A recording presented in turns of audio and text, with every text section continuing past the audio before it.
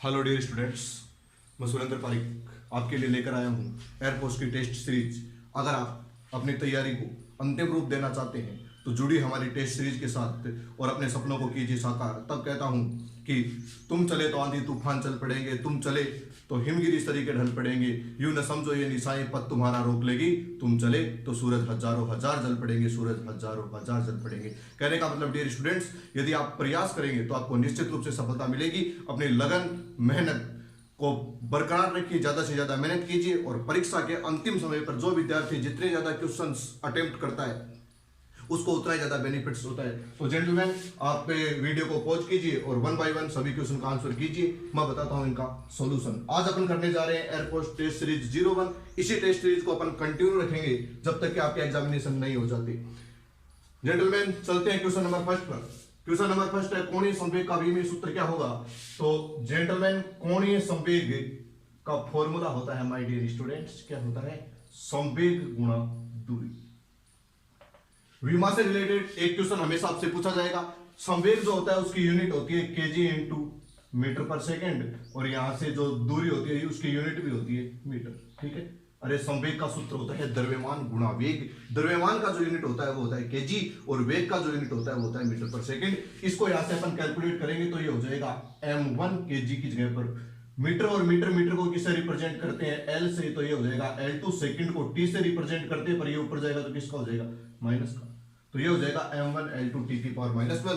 कहने का मतलब option number B is right. Okay gentleman, अगर आप करना चाहते हैं खुद की प्रैक्टिस तो आपके लिए एक सवाल छोड़ रहा हूं यहां पर। आपको बताना है शांता गुणांक का विमीय सूत्र, जिसको बोलते हैं शांता गुणांक का विमीय सूत्र आपको बताना है विस्कोसिटी कांस्टेंट। ठीक है सर, शांता गुणांक का विमीय सूत्र आपको मेरे को कमेंट में बताना है कि शांता गुणांक का विमीय सूत्र क्या होता है। ठीक है, चलते हैं नेक्स्ट क्वेश्चन नंबर 2 पर। क्या पढ़िएगा सर? क्वेश्चन नंबर 2, मीनार की चोटी से एक पत्थर को पृथ्वी पर गिराया जाता है। पत्थर को जमीन तक पहुंचने में 4 सेकंड का समय लगता है। मीनार की ऊंचाई होगी। अगर कोई ऐसा क्वेश्चन है जिसमें आपको प्रारंभिक वेग नहीं दिया गया है तो आपको यह मानना है कि जो पत्थर है उसको स्वतंत्रता पूर्वक गिराया जाता है, और जो स्वतंत्रता पूर्वक गिराया जाता है उसके लिए यू की वैल्यू कितनी हो जाती है? 0 हो जाती है। तो जेंटलमैन, यहां से मैं डायरेक्ट फॉर्मूले से भी कर सकता हूं। इसको लिख दूं h बराबर ut plus half gt square. गुरुत्व के अधीन गति का क्वेश्चन है। u की वैल्यू 0 है तो ये राशि तो कैंसिल हो जाएगी भाई, मतलब इसकी वैल्यू 0 हो जाएगी। h बराबर हो जाएगा 1/2। g की जगह पे कितना लिख दूं? 10, और समय का मान कितना था? 4 4 जा 16। तो ये यहां से इसको मल्टीप्लाई करेंगे तो 5 टाइम, सॉरी डिवाइड करेंगे तो 5 टाइम्स डिवाइड हो जाएगा, और ये आ जाएगा 18 मीटर। मतलब option number A is right. Okay gentleman, question number 3 खुद से कीजिए पहले। किरचॉफ का प्रथम नियम किस भौतिक राशि के संरक्षण पर आधारित है? 12th क्लास के अंदर अपन पढ़ते हैं बेटा जी कि किरचॉफ के जो नियम है वो 2 नियम है, एक तो प्रथम नियम और एक द्वितीय नियम। किरचॉफ का जो प्रथम नियम है वो किस पर आधारित है? आवेश संरक्षण पर। और किरचॉफ का द्वितीय नियम किस पर आधारित है? ऊर्जा संरक्षण पर। याद रखिएगा सर, दोनों याद करने लायक बात है। क्या समझे कि किरचॉफ का जो प्रथम नियम है या संधि नियम है वो किस पर आधारित है? आवेश संरक्षण पर। और किरचॉफ का द्वितीय नियम जिसको बोलते हैं वोल्टता नियम, वो किस पर आधारित है? ऊर्जा संरक्षण पर। चलिए सर, क्वेश्चन नंबर 4, निम्न में से कौन सा गेट सार्वत्रिक गेट है? आपको पता है सर कि सार्वत्रिक गेट वो गेट होता है जिससे अन्य सभी द्वार प्राप्त किए जा सकते हैं। तो नोर, इसके अलावा नैंड। नोर और नैंड गेट ऐसे गेट है जिनको अपन क्या बोलते हैं सर? सार्वत्रिक गेट बोलते हैं। ठीक है, तो यहां पर अपने ऑप्शन के अंदर क्या है? NOR gate. ये जो 3 गेट होते हैं और, नॉट और एंड, इनको मूलभूत गेट माना जाता है। ठीक है, और ये जो होते हैं नैंड गेट और नोर गेट, इनसे सभी गेट प्राप्त किए जा सकते हैं, अर्थात ये तीनों गेट इनसे प्राप्त किए जा सकते हैं। ओके, ठीक है। नेक्स्ट क्वेश्चन पे चलते हैं। हिमांक एवं वाष्पांक के मध्य कार्य कर रहे कार्नो इंजन की दक्षता क्या होगी? तो यहां से मैं इसको इरेज कर देता हूं।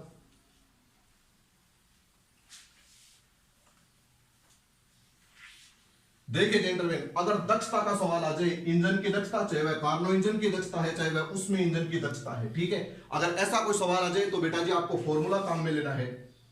नीटा इक्वल्स टू 1 - T2/T1, जहां पर T1 जो होता है वो होता है हाई टेम्परेचर, बोले तो स्रोत का ताप,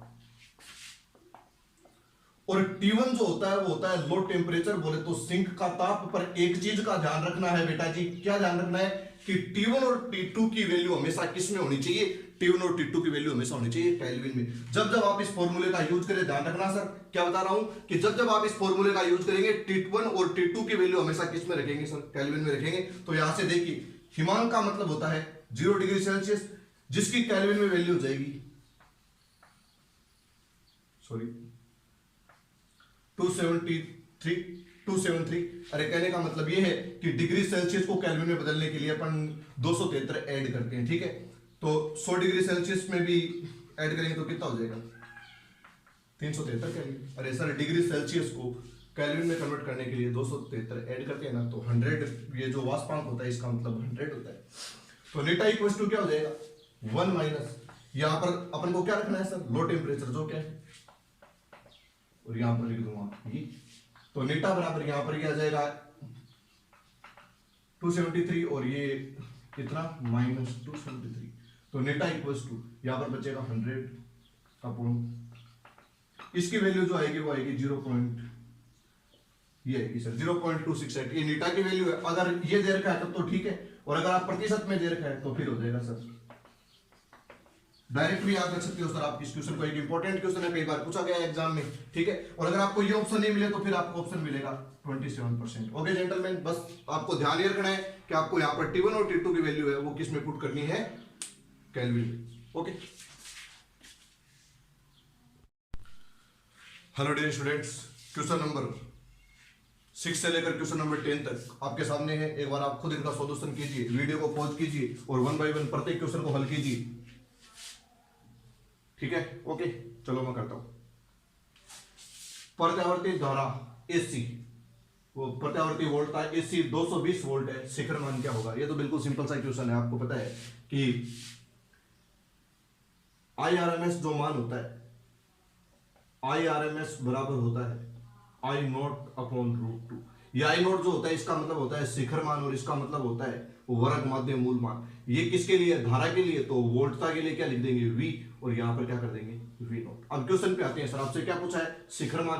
तो V0 बराबर हो जाएगा VRMS इंटू √2, और VRMS की जगह पर कितना पुट कर दूं? 220 वोल्ट, और रूट की जगह √2 की वैल्यू 1.414, ठीक है। अगर आप इसको मल्टीप्लाई करेंगे तो लगभग इसका आंसर हो जाएगा 311 वोल्ट के लगभग, ठीक है। ओके, सिंपल सा क्वेश्चन है। नेक्स्ट चलते हैं सर, ये क्वेश्चन फोटो इलेक्ट्रिक इफेक्ट से। किसी धातु की प्लेट से प्रति सेकंड उत्सर्जित फोटोनों की संख्या बढ़ती है तब जब आपतित फोटोन की, आपको पता है सर कि प्रति सेकंड आपतित फोटोनों की संख्या बढ़ेगी, तो आपको पता है जितने फोटोन आपतित होंगे उतने ही क्या उत्सर्जित होंगे? फोटो इलेक्ट्रॉन, ठीक है। अगर आपने इनकी संख्या बढ़ा दी तो इलेक्ट्रॉनों की संख्या भी बढ़ जाएगी। मतलब इनकी संख्या बढ़ाने को क्या बोलते हैं? तीव्रता, ठीक है। प्रति सेकंड आपतित फोटोनों की संख्या जो होती है वो कहलाती है तीव्रता। ये क्या कह रहा है? किसी धातु की प्लेट से प्रति सेकंड उत्सर्जित फोटो इलेक्ट्रॉनों की संख्या बढ़ती है जब आपतित फोटोन की तीव्रता बढ़ती है। तीव्रता का मतलब होता है प्रति सेकंड आपतित फोटोनों की संख्या। यहां पर एक और बात बता देना चाहता हूं आपको कि जो उत्सर्जित फोटो इलेक्ट्रॉन है उसकी गतिज ऊर्जा और निरोधी विभव बोले तो स्टॉपिंग पोटेंशियल डिपेंड करते हैं आवृत्ति पर, और आईपी बोले तो फोटो इलेक्ट्रिक करंट प्रकाश विद्युत धारा डिपेंड किस पर करती है? तीव्रता पर। ऐसा क्यों? क्योंकि ज्यादा इलेक्ट्रॉन उत्सर्जित होंगे तो ज्यादा धारा प्रवाहित होगी। ओके ठीक है, सिंपल सी बात थी। अगर ऐसा कोई क्वेश्चन है, त्वरण समय ग्राफ से घिरा क्षेत्रफल, अगर आपको क्षेत्रफल पूछता है तो आप क्या करो? दोनों राशियों को मल्टीप्लाई कर दो और फिर उसकी यूनिट के आधार पर चेक कर लो। जैसे त्वरण की यूनिट होती है मीटर बटा सेकंड स्क्वायर या मीटर अपॉन सेकंड स्क्वायर, और समय की यूनिट होती है सेकंड। ये इससे कैंसिल, क्या बच गया सर? मीटर अपॉन सेकंड, और मीटर अपॉन सेकंड क्या होता है? वेग में परिवर्तन। अरे सर मीटर अपॉन सेकंड किसकी वैल्यू होती है? वेग की तो होती है। अपन क्या करेंगे? त्वरण समय ग्राफ, तो त्वरण को मल्टीप्लाई कर देंगे इससे। ओके ठीक है, यूनिट्स को चेक कर लेंगे। अरे मीटर पर सेकंड यूनिट किसकी होती है? वेलोसिटी।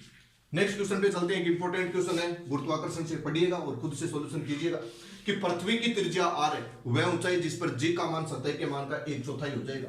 आपको पता होगा कि पृथ्वी की सतह पर जो गुरुत्वीय त्वरण होता है वो सर्वाधिक होता है। अगर अपन पृथ्वी की सतह से ऊपर जाएंगे या फिर नीचे जाएंगे तो दोनों ही अवस्थाओं में गुरुत्वीय त्वरण की वैल्यू क्या होगी? कम होगी।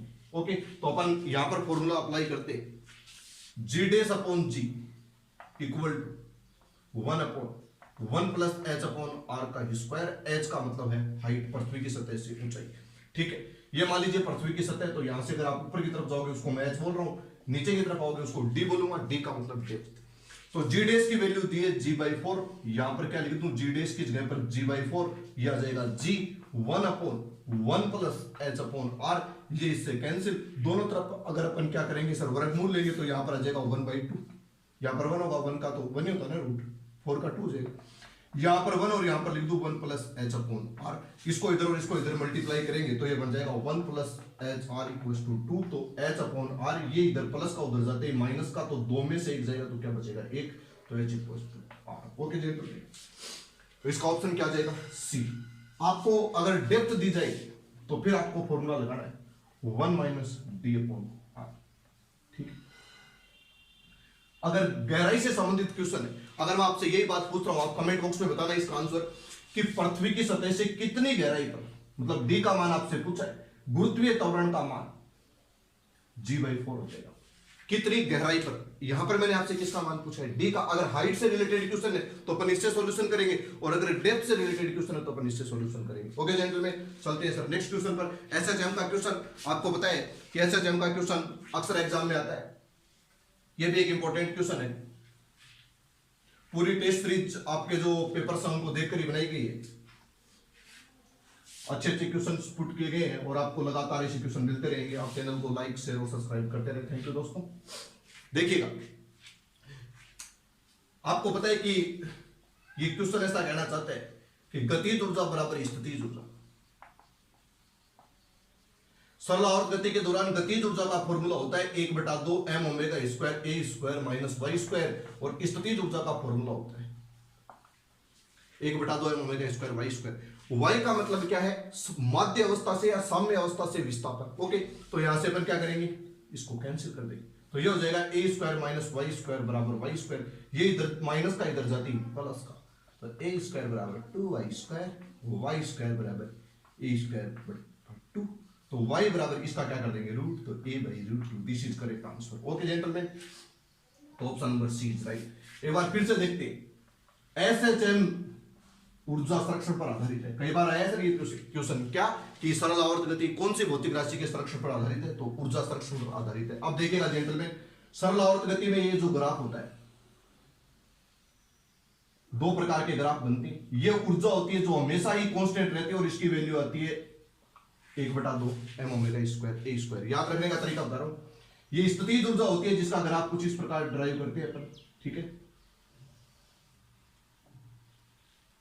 ये जो ये वाला ग्राफ है, ये किसका ग्राफ है, पोटेंशियल एनर्जी का, और ये किसका ग्राफ है, काइनेटिक एनर्जी का। यहां पर प्लस है, यहां पर माइनस है, डिस्प्लेसमेंट है सर, इसको बोलते हैं साम्य अवस्था। अब देखिए जेंटलमैन, कई बार यहां से एक क्वेश्चन भी आता है कि साम्य अवस्था पर कौन सी ऊर्जा तो न्यूनतम और कौन सी ऊर्जा अधिकतम होगी। तो आप देख रहे हैं कि साम्य अवस्था के ऊपर स्थितिज ऊर्जा तो न्यूनतम है और गतिज ऊर्जा क्या है, अधिकतम। ओके जेंटलमैन, ठीक है। और यहां पर अपन लिख देते हैं a/√2, और यहां पर भी क्या लिख देते हैं a/√2। इससे आपको डायरेक्ट याद रह जाएगा कि वेव साम्य अवस्था से वह दूरी जिस पर गतिज ऊर्जा और स्थितिज ऊर्जा एक दूसरे के बराबर हो जाती है। ओके, ठीक है। एक बार मैंने थोड़ा एक्सप्लेनेशन दिया है, अगर आपको पढ़ा हुआ है 11वीं के अंदर अच्छे से, तो आपको बात समझ में आ रही होगी कि ये जो ग्राफ है ये किसका होता है, स्थितिज ऊर्जा का, एसएचएम के दौरान, और ये जो ग्राफ होता है ये होता है गतिज ऊर्जा का। इसको बोलते हैं साम्य अवस्था। साम्य अवस्था पर स्थितिज ऊर्जा न्यूनतम होती है और गतिज ऊर्जा क्या होती है, अधिकतम होती है। ओके जेंटलमैन, ठीक है। कई बार आपको ऐसे क्वेश्चन भी देखने को मिल सकते हैं।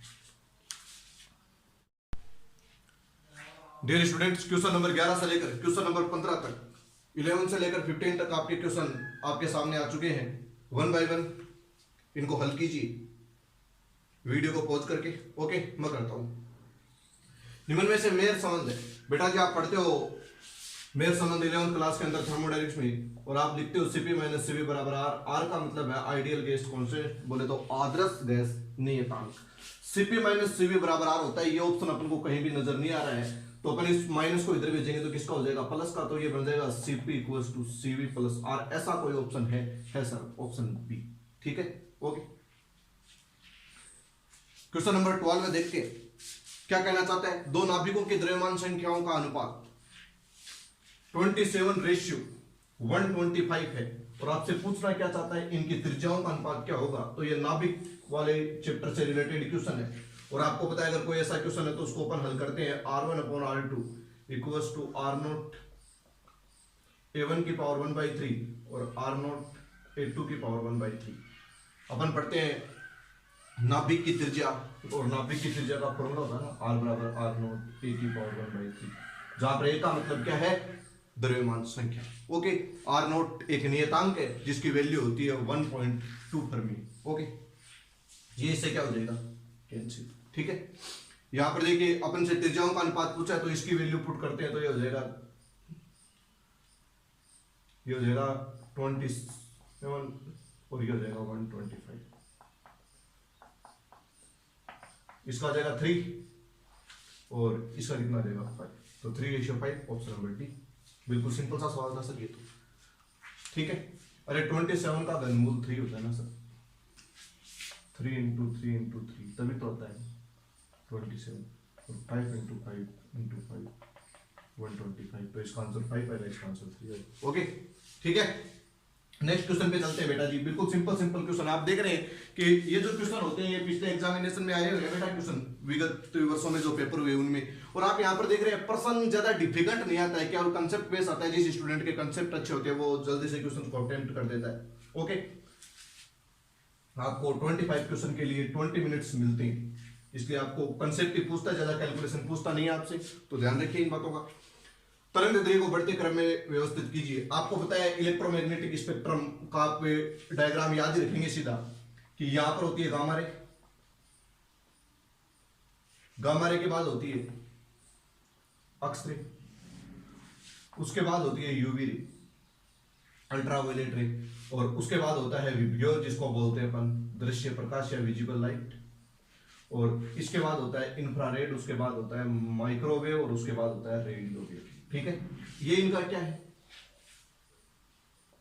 बढ़ता क्रम, किसका, वेवलेंथ का। ये लैम्डा जो तरंग दैर्ध्य इनका बढ़ता क्रम है कि सबसे ज्यादा वेवलेंथ किसकी होती है, रेडियो वेव की। ये क्रम याद रख लो बेटा जी, यहाँ पर सबसे कम होती है गामा रे, उसके बाद एक्स रे, उसके बाद यूवी, उसके बाद विबग्योर। यूवी का मतलब पराबैंगनी, विबग्योर का मतलब दृश्य प्रकाश, इंफ्रारेड, अवरक्त लाल, माइक्रोवेव, सूक्ष्म तरंगे, और रेडियो वेव। सबसे ज्यादा वेवलेंथ किसकी होती है, रेडियो वेव की। यहां पर देखिए तरंग दैर्ध्य को बढ़ते क्रम में व्यवस्थित कीजिए। बढ़ता क्रम मतलब लास्ट में क्या आना चाहिए, रेडियो वेव। तो ऑप्शन देखते हैं, एक तो ये है और एक ये है। यहां पर देखते हैं ऑप्शन नंबर बी को देखते हैं, एक्स रे, तो बी ऑप्शन सही हो गया, क्योंकि एक्स रे की से ज्यादा वेवलेंथ किसकी होती है, एक्स रे से ज्यादा वेवलेंथ होती है विबग्योर की, विजुअल लाइट की, दृश्य प्रकाश की, और उससे ज्यादा किसकी होती है, आईआर की। और बढ़ते क्रम में ही व्यवस्थित करना था। अब देखना सर, क्योंकि जो तरंग दैर्ध्य का क्रम होता है उसका उल्टा क्रम आवर्ती का होता है। अगर आप इधर से इधर जा रहे हैं तो वेवलेंथ बढ़ रही है, मतलब इधर से इधर आएंगे तो आवर्ती बढ़ेगी। कहने का मतलब रेडियो वेव की जो आवृत्ति होती है वो सबसे कम होती है। ओके, ठीक है, थोड़ा ध्यान रखना सर इस स्पेक्ट्रम का, इससे रिलेटेड क्वेश्चन आ जाता है एग्जाम में। नेक्स्ट इलेक्ट्रोस्टैटिक्स से क्वेश्चन है, आपने क्या भी होगा कूलॉम के नियम का, बिल्कुल सिंपल सा क्वेश्चन है भाई, बिल्कुल सिंपल सा कंसेप्ट है। क्या है, पढ़िएगा क्वेश्चन में कि दो आवेश वायु में एक दूसरे से डी दूरी पर रखे, इनके मध्य लगने वाला बल F है, और इन्हें दो परावैद्युतांक वाले माध्यम में डुबो दिया जाए तो लगने वाला बल क्या होगा। वैसे तो आप डायरेक्ट भी कर सकते हो, पर मैं इसका सॉल्यूशन बता देता हूं। F in media, F in air. ठीक है, तो यहां पर आ जाएगा 1/4 pi epsilon into Q1 Q2 upon R square, और यहां पर भी आ जाएगा 1/4 pi epsilon not Q1 Q2 upon R square. ये इससे कैंसिल हो जाएगा। तो ये F मीडियम मतलब फोर्स इन मीडियम, दोनों आवेशों के बीच जो माध्यम है उसमें बल, तो यहां पर ये बन जाएगा, ये नीचे आ जाएगा और ये ऊपर चला जाएगा, तो ये बन जाएगा एप्सिलॉन नॉट अपॉन एप्सिलॉन। इसका मतलब होता है निर्वात की वैद्युशीलता, इसका मतलब होता है माध्यम की वैद्युशीलता। तो FM अपॉन FO, यहां पर इसको एज इट इज रख दें, और इसकी जगह पर मैं लिख सकता हूं एप्सिलॉन, इसका मतलब है परावैद्युतांक। ठीक है, ये इससे क्या हो गया, कैंसिल, ये कहां चला जाएगा ऊपर, तो FM बराबर आ जाएगा FO अपॉन एप्सिलॉन R। इसकी जगह पर F और इसकी जगह पर कितना रख दूं, 2, तो आंसर आ जाएगा F/2। वैसे आप डायरेक्ट भी याद रख लो कि F ऑफ मीडियम अगर क्या दोनों आवेशों के बीच की डिस्टेंस चेंज नहीं हो रही है तो जो निर्वात में फोर्स होता है उसमें किसका डिवाइड कर देंगे, एप्सिलॉन आर का। एप्सिलॉन आर का मतलब होता है परावैद्युतांक या अपेक्षित वैद्युतशीलता। Okay gentleman, last and final question, question number 15। पृथ्वी के चुंबकीय ध्रुवों पर नमन कोण का मान कितना होता है? तो पृथ्वी के चुंबकीय ध्रुवों पर नमन कोण का मान 90 डिग्री होता है। ओके जेंटलमैन, आपने पढ़ा होगा 12th क्लास का सिंपल सा question. Dear student, question number 16 से लेकर 19 तक आपके सामने आ चुके। वीडियो को पॉज कीजिए और 1 बाय 1 प्रत्येक क्वेश्चन का खुद से सॉल्यूशन कीजिए। गिव अप मत करो, एक बार खुद से प्रयास जरूर करो। ओके ठीक है, मैं करता हूं क्वेश्चन। क्वेश्चन नंबर 16 क्या है कि किसी विद्युत द्विध्रुव के अक्ष पर द्विध्रुव के केंद्र से r दूरी पर स्थित किसी बिंदु पर विद्युत क्षेत्र की तीव्रता E है तो निम्न में से सत्य है। देखना जेंटलमैन, विद्युत द्विध्रुव से रिलेटेड क्वेश्चन है तो इसको मैं एक बार इरेज कर देता हूं भाई समझाने के लिए। इलेक्ट्रिक डाइपोल कुछ इस प्रकार का होता है, यहां पर माइनस क्यू, यहां पर प्लस क्यू, ये इसका सेंटर है। इनके बीच की दूरी जो है वो मैंने मान ली है ए, ठीक है, या 2a मान लेता हूं जिससे ये ए और ये ए। ये जो लाइन होती है इसको बोलते हैं अक्षीय लाइन, और अक्षीय लाइन पर आपने कोई बिंदु लिया, इसकी यहां से डिस्टेंस कितनी है, r है, ठीक है।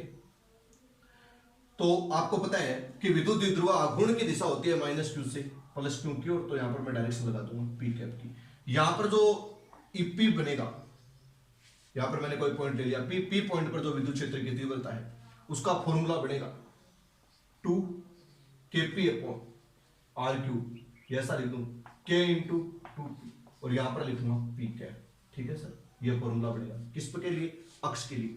जबकि निरक्ष की बात करें, इस लाइन पर जो भी बिंदु होंगे वो होंगे अक्षीय बिंदु, और अगर मैं निरक्षीय बिंदुओं की बात करूं तो मैं ऐसा लिख सकता हूं कि यहां पर माइनस क्यू, यहां पर प्लस क्यू, यह वही क्या है ओ, ये डिस्टेंस कितनी है r। यहां पर कोई बिंदु है जिस पर ईपी इधर होगा, ठीक है, मतलब विद्युत द्विध्रुव आघूर्ण की विपरीत दिशा में। सर पी की विपरीत दिशा में, तो यहां पर जो ईपी का फॉर्मूला होगा वो कुछ इस प्रकार का होगा, minus KP upon R cube, और यहां पर लिखूंगा पी कैप। ओके ठीक है, ये जो पी है इसका मतलब है विद्युत द्विध्रुव आघूर्ण, जिसका फॉर्मूला होता है क्यू इंटू टू ए।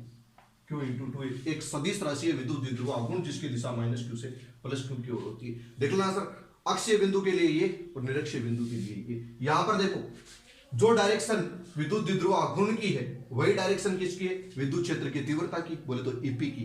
पर यहां पर देखिए ये डायरेक्शन तो माइनस क्यू से प्लस क्यू की ओर होगी, पर यहां पर इधर होगी, ठीक है। ऐसा आपने 12th क्लास में पढ़ा हुआ, एक बार आप डायरेक्ट याद रख सकते हैं। अब देखो आपसे पूछा क्या था कि ये जो ई होता है ये आर के समानुपाती होता है कि व्युत्क्रमानुपाती होता है, तो ये ऑप्शन राइट हो जाएगा सर कि ई जो होता है वो आर की 3 घात के व्युत्क्रमानुपाती होता है, ठीक है जेंटलमैन। क्वेश्चन नंबर 17 अपवर्तन का क्वेश्चन है, पढ़ लीजिए एक बार और ढंग से याद भी रखिएगा बेटा जी, एक अच्छा क्वेश्चन है। क्या कहना चाहता है कि जब कोई प्रकाश किरण एक माध्यम से दूसरे माध्यम में जाती है तो उसकी आवृत्ति हमेशा नियत रहती है, फ्रीक्वेंसी हमेशा ही कांस्टेंट रहती है, ठीक है सर। तो उसकी आवृत्ति कभी भी परिवर्तित नहीं होती। अगर कोई प्रकाश किरण रेयर मीडियम से, बोले तो विरल माध्यम से सघन माध्यम में जाएगी, तो आपको पता है विरल से सघन में जाएगी तो उसकी वेलोसिटी है वो कम हो जाएगी। कई बार ऐसा भी क्वेश्चन आता है, जब प्रकाश तरंग विरल से सघन में जाएगी तो उसका वेग होगा वो कम हो जाएगा या उसकी चाल होगी वो कम हो जाएगी, परंतु जो आवृत्ति होती है वो क्या रहती है, कांस्टेंट रहती है। डायरेक्ट याद रख लेना सर कि अपवर्तन के अंदर कौन सी भौतिक राशि नियत रहती है, तो आवृत्ति जो होती है वो नियत रहती है। ओके, अगर मैं इसको उल्टा कर दूं, प्रकाश किरण सघन से विरल में जा रही है तो फिर उसकी वेलोसिटी बढ़ जाएगी। ओके, इस क्वेश्चन का आंसर हो जाएगा आवृत्ति, क्योंकि प्रकाश किरण वायु से पानी में जा रही है, मतलब एक माध्यम से दूसरे माध्यम में जा रही है, तो उसकी आवृत्ति जो होती है वो कभी भी चेंज नहीं होती है। ओके, नेक्स्ट क्वेश्चन चुंबकीय क्षेत्र से रिलेटेड सिंपल सा क्वेश्चन है कि अगर आपको पता है यहाँ पर 3 प्रकार के पाथ बनते हैं, अगर चुंबकीय क्षेत्र की दिशा में ही गमन करे तो फिर जो पथ होता है वो हो जाता है सरल रेखीय। अगर लंबवत प्रवेश करता है तो फिर क्या बन जाता है, वर्त, ठीक है। और अगर किसी कोण पर प्रवेश करता है तो जो पथ हो जाता है वो हो जाता है हेलिकल, जिसे सर्पिल पथ कहते हैं। यहाँ पर कैसे लंबवत, इसका मतलब पथ कैसा होगा, वर्ताकार। सिंपल सा क्वेश्चन है। क्वेश्चन नंबर 19 कई बार पूछा गया, एक इंपॉर्टेंट क्वेश्चन है भाई, क्वेश्चन नंबर 19 याद रखिएगा, C बराबर होता है 1/μ0 × ε0। बेटा एक दफा एग्जाम में ये क्वेश्चन ऐसे पूछा गया कि 1/μ0 इंटू एप्सिलॉन नॉट की विमा क्या होगी, तो आपको पता होना चाहिए 1/μ0 इंटू एप्सिलॉन नॉट किसके इक्वल होता है, c।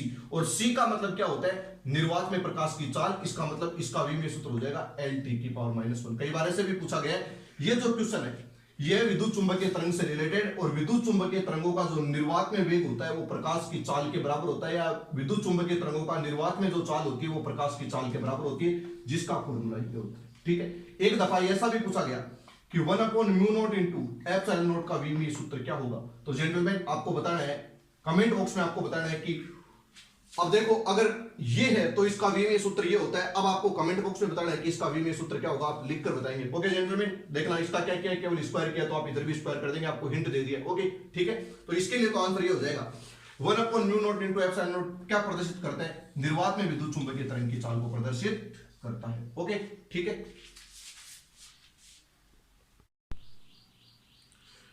Dear students, question number 20 से लेकर 25 तक आपके सामने आ चुके हैं।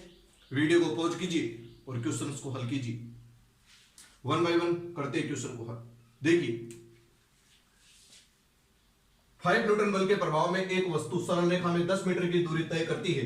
यदि किया गया कार्य 25 जूल है तो बल द्वारा वस्तु की दिशा से बनाया गया कोण क्या होगा। एक बार जेंटलमैन अपने कंसेप्ट क्लियर कीजिए कि यहां पर कोई वस्तु है, ये यहां से यहां तक कितनी दूरी पर चलेगी, 10 मीटर दूरी। आपने बल ऐसे लगाया, मान लीजिए F फोर्स आपने ऐसे लगाया, तो इसके अपन दो कंपोनेंट करते हैं, एक इधर और एक इधर। अगर मैं इस एंगल को थीटा लूंगा तो ये क्या बन जाएगा, F cos थीटा।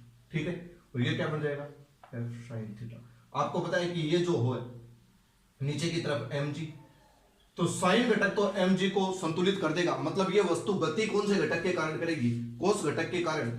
और मेरे को वर्क चाहिए तो मैं वर्क का फॉर्मूला लिख दूंगा, W बराबर Fs cos थीटा। लिख दूं सर इसको F cos थीटा या Fs cos थीटा। ठीक है सर, W बराबर Fs cos थीटा। यहां से W की वैल्यू कितनी है 25, और इसकी वैल्यू कितनी है 5, और ये 10, ये कितना हो जाएगा 50 cos थीटा। तो cos थीटा की वैल्यू कितनी आ गई 1/2, और cos थीटा की वैल्यू 1/2 किसकी होती है सर, 60 डिग्री की है। तो option number C is right. Okay gentleman, ठीक है सर, कर दोगे क्या। अगर आपने बल ऐसे भी लगाया तो सर इसके दो कंपोनेंट हो जाएंगे, एक तो ये और एक ये इसको इधर मोशन कराएगा और ये इसको क्या कर देगा, संतुलित कर देगा। ठीक है, और वैसे भी कार्य का सीधा फॉर्मूला होता है W बराबर Fs cos थीटा। आप इससे भी कर सकते हो। बिल्कुल सिंपल सा क्वेश्चन है। क्वेश्चन नंबर 21 देखिएगा, एक चुंबक से रिलेटेड क्वेश्चन है। अगर आप किसी चुंबक को मोड़ देते हैं तो उसके ध्रुव प्रबलता पर कोई प्रभाव नहीं पड़ता, इस चीज का ध्यान रखना सर। चुंबकीय आघूर्ण पूछा है तो चुंबकीय आघूर्ण का फॉर्मूला होता है M बराबर M इंटू 2L। 2L का मतलब साउथ पोल और नॉर्थ पोल के बीच की दूरी। ठीक है, और M का मतलब क्या है, ध्रुव प्रबलता, और इस M का मतलब क्या है, चुंबकीय आघूर्ण।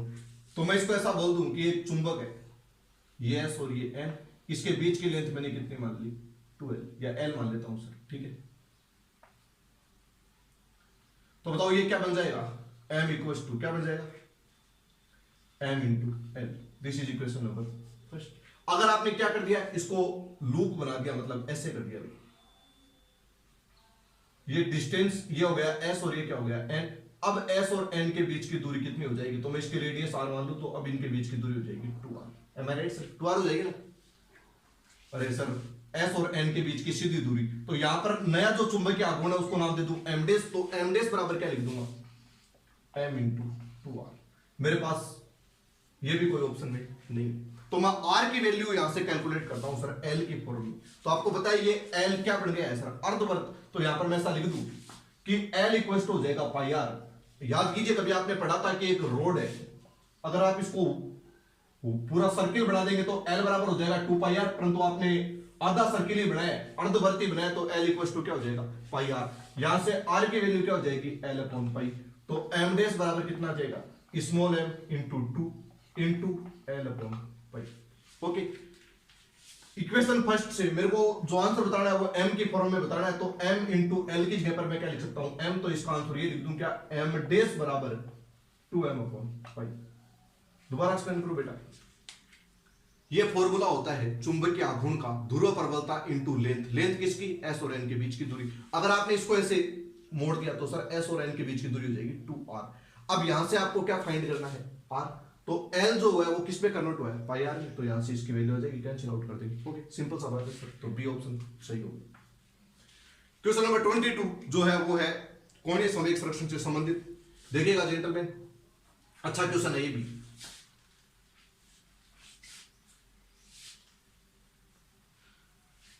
ये कोणीय संवेग संरक्षण का नियम लगा देती है, एक दिन के अंदर 24 घंटे होते हैं। कंफ्यूज मत होना सर, कई बार बच्चे कंफ्यूज हो जाते हैं कि एक दिन में 12 घंटे होते हैं। नहीं सर, एक दिन में 24 घंटे होते हैं। ठीक है, तो देखिए कोणीय संवेग संरक्षण का नियम लिख दूं सर, I1 ओमेगा 1 बराबर I2 ओमेगा 2। वैसे तो आप इसको इससे भी कर सकते हैं, आई जे बराबर होता है आई ओमेगा। जे का मतलब होता है कोणीय संवेग, आई का मतलब जड़त्व आघूर्ण और ओमेगा का मतलब कोणीय वेग।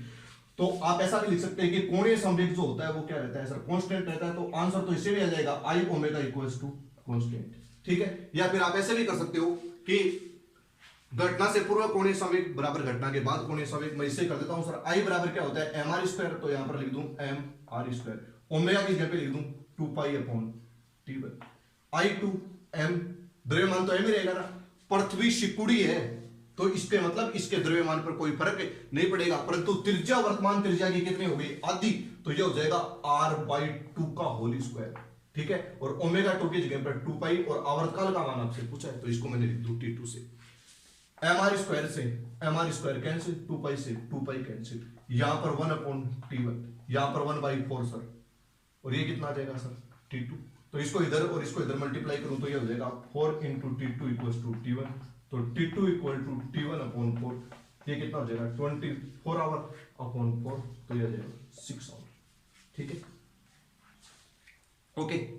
आप ऐसे भी कर सकते हो कि आई ओमेगा इक्वल्स टू क्या होता है सर, कांस्टेंट।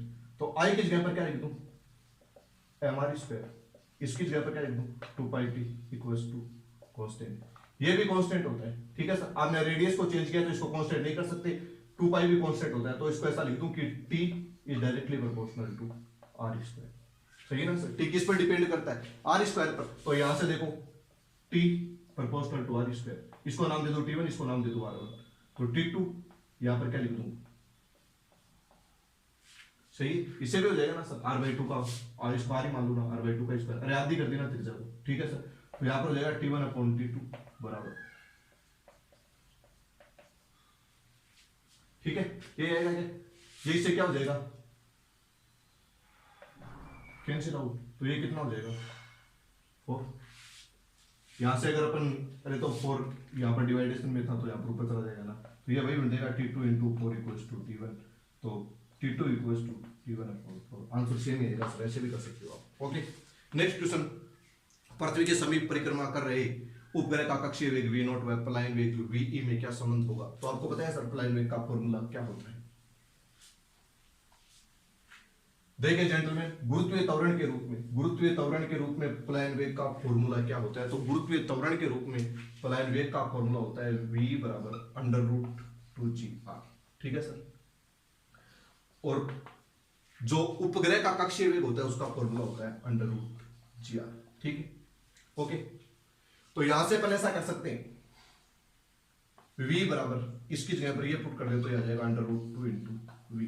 ठीक है, बढ़िया क्वेश्चन है सर, अच्छा क्वेश्चन है। कई बार आपसे रेशो भी पूछ सकता है कि पलायन वेग और इसका रेशियो क्या होगा, तो रेशियो ये हो जाएगा v/v = √। बस सिंपल सा क्वेश्चन है। ठीक है, बी ऑप्शन सही हो जाएगा। ओके, ठीक है, ये पलायन वेग का फॉर्मूला होता है, ये उपग्रह की कक्षीय छाल का फॉर्मूला होता है गुरुत्वीय त्वरण g के रूप में। इनके फॉर्मूले सार्वत्रिक गुरुत्वाकर्षण नियतांक के रूप में भी होते हैं, और इनके फॉर्मूले जो सार्वत्रिक गुरुत्वाकर्षण नियतांक के रूप में होते हैं वो v का जो फॉर्मूला होता है वो होता है √2gm/r, और v का जो फॉर्मूला होता है वो होता है gm/r। इस r का मतलब है पृथ्वी के केंद्र से दूरी, पृथ्वी के केंद्र से दूरी। अगर पृथ्वी की सतह के समीप है तो यहाँ पर अपन क्या ले लेंगे r, और यहाँ पर भी क्या ले लेंगे r। वापस आप इसका सॉल्यूशन करेंगे तो आंसर तो सेम ही आएगा। ये किसके रूप में, सार्वत्रिक गुरुत्वाकर्षण नियतांक के रूप में, और ये किसके रूप में, गुरुत्वीय त्वरण के रूप में। नेक्स्ट क्वेश्चन नंबर 24 पे चलते हैं जेंटलमैन। ठीक है, क्वेश्चन नंबर 24 एक इंपॉर्टेंट क्वेश्चन है, स्वतंत्रता की कोटि से रिलेटेड क्वेश्चन है। देखिएगा, आपको पता है सर 1 मोल गैस के लिए Cv का फॉर्मूला होता है F/2r। अगर आपके याद नहीं है तो अभी याद कर लो। Cp बराबर होता है Cv + r, तो Cp बराबर हो जाएगा F/2r + r। यहां से मैंने r को कॉमन ले लिया तो ये बन जाएगा F/2 + 1। ठीक है, ये Cp का ये Cv का फॉर्मूला और ये Cp का फॉर्मूला एक मोल गैस के लिए। गामा का फॉर्मूला होता है Cp/Cv। पुट इसकी वैल्यू पुट करते हैं सर, तो ये हो जाएगा r F/2 + 1 और ये हो जाएगा F/2 r। r से r उड़ेगा, मतलब r से r कैंसिल हो जाएगा ना बेटा जी। यहां से अपन क्या कॉमन ले लेंगे सर, F/2। और अगर अपन यहां से F/2 कॉमन लेंगे तो यहां पर ऊपर F/2 कॉमन लिया, ध्यान रखना ऊपर F/2 कॉमन लिया है तो यहां पर बचेगा, यहां पर बच जाएगा सर 1। F/2 को F/2 से डिवाइड करेंगे 1 आ जाएगा, 1 को F/2 से डिवाइड करेंगे तो 2/f आ जाएगा, ये आ जाएगा F/2। ये यहां से कैंसिल, तो गामा का फॉर्मूला आ जाएगा 1 + 2/f। गामा का मतलब विशिष्ट ऊष्माओं का अनुपात, Cp का मतलब स्थिर दाब पर गैस की विशिष्ट ऊष्माधारिता और Cv का मतलब स्थिर आयतन पर गैस की विशिष्ट ऊष्माधारिता। देख लेना सर एक बार कैलकुलेशन, एक बार डायरेक्ट भी याद रख लेना सर। गामा का फॉर्मूला क्या होता है, 1 + 2/f। f का मतलब है स्वतंत्रता की कोटि। ओके, तो option number first is right. ठीक है, कई बार पूछा गया प्रश्न, एक इंपॉर्टेंट क्वेश्चन है, आपको Cv का फॉर्मूला याद होना चाहिए। Cv से आपने किसका फॉर्मूला निकाल दिया, Cp का। और गामा बराबर क्या होता है, Cp/Cv। गामा का मतलब होता है विशिष्ट ऊष्माओं का अनुपात। ओके, ध्वनि का वेग सर्वाधिक कहां होता है, तो ध्वनि का वेग सर्वाधिक होता है सर इस्पात में। गड़बड़ मत कर देना, कई बच्चे कर देंगे निर्वात में। नहीं सर, निर्वात में जो ध्वनि का वेग होता है वो तो शून्य होता है। निर्वात में ध्वनि का वेग कितना होता है, शून्य होता है। और सर्वाधिक जो ध्वनि का वेग होता है वो होता है ठोस में, और यहाँ पर ठोस कौन है सर, इस्पात। ओके जेंटलमैन, ठीक है, मिलते हैं नेक्स्ट वीडियो में, तब तक के लिए धन्यवाद। All the very best.